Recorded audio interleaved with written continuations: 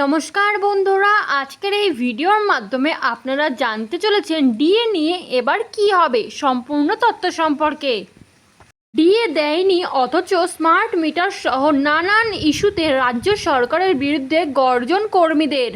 DA সহ নানা ইস্যুতে আলোচনা হয়েছে গত 1 জুন।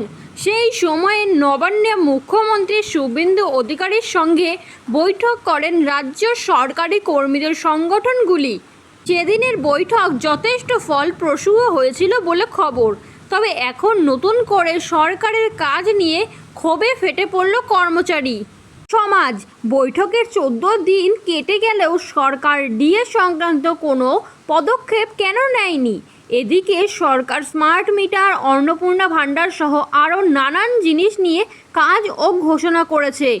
সরকার কর্মচারীদের কথা কবে ভাববে নতুন সরকার? ঠিক এভাবেই একাধিক প্রশ্ন তুলে ক্ষোভে ফেটে পড়লেন কর্মচারীরা। ফের ক্ষোভে ফেটে পড়লেন সরকারি কর্মীরা।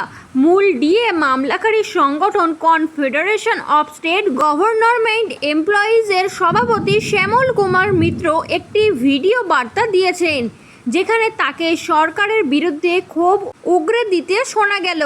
তিনি জানিয়েছেন, 1 জুনের বৈঠকের পর থেকে 16 দিন অতিক্রান্ত। কেএমসি এলাকার ব্যাংক থেকে পেনশন প্রাপক সরকারি পেনশনাররা, ওয়ার্ক চার্জড কর্মীরা, ডেইলি রেটেড কর্মীরা, গ্র্যান্ড ইন এইড হেডে বেতন পেনশন প্রাপক কর্মীরা আজও 1 নয়া পয়সা বকেয়া ডিএ ডিআর পাননি। চুক্তিভিত্তিক কর্মীদের সম্পর্কে কোনো সিদ্ধান্ত হয়নি। তিনি জানান, সরকার একের পর এক সিদ্ধান্ত নিচ্ছেন রাজ্য সরকারি কর্মীদের সম্পর্কে। আমরা আতঙ্কিত হয়ে পড়েছি। সরকার ঠিক কী করতে চাইছে? আগামী 22 জুন বাজেট পেশের দিন 10, 15, 20% ডিএ ঘোষণা হোক। আমি জানি সংবাদ মাধ্যমে নতুন সরকারকে অভিবাদন জানানোর বন্যা বয়ে যাবে, কিন্তু আমরা বলছি আমরা আতঙ্কিত। সরকার ক্ষমতায় এসে আমরা আলোচনায় জানিয়েছিলাম 2026 সালের 5 ফেব্রুয়ারি সুপ্রিম কোর্ট সুনির্দিষ্টভাবে রায় দিয়েছিলেন। এপ্রিল 2008 থেকে 2019 ডিসেম্বর অবধি এআইসিপিআই মেনে কর্মরত এবং অবসরপ্রাপ্ত কর্মীদের ডিএ দিতে হবে।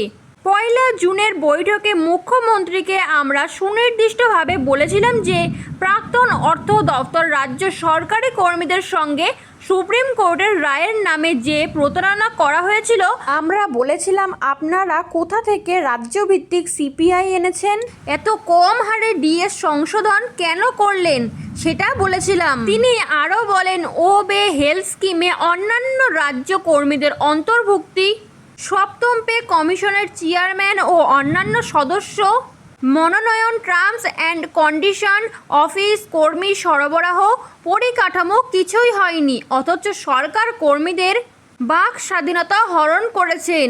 জনবিরোধী স্মার্ট মিটার বসানো বাধ্যতামূলক করেছেন। বাধ্যতামূলক যোগ এ তো ভিক্ষা চাই না মা, কুকুর সামলা অবস্থা। সকলের একটাই প্রশ্ন, কবে সুরাহা হবে ডিএ মামলার? সেটা হয়তো সময়ই বলবে। এরকম নতুন সরকারের নতুন নতুন আপডেট পেতে চ্যানেলটি সাবস্ক্রাইব করে বেল বাটনটি প্রেস করে চ্যানেলটির সাথে যুক্ত থাকুন।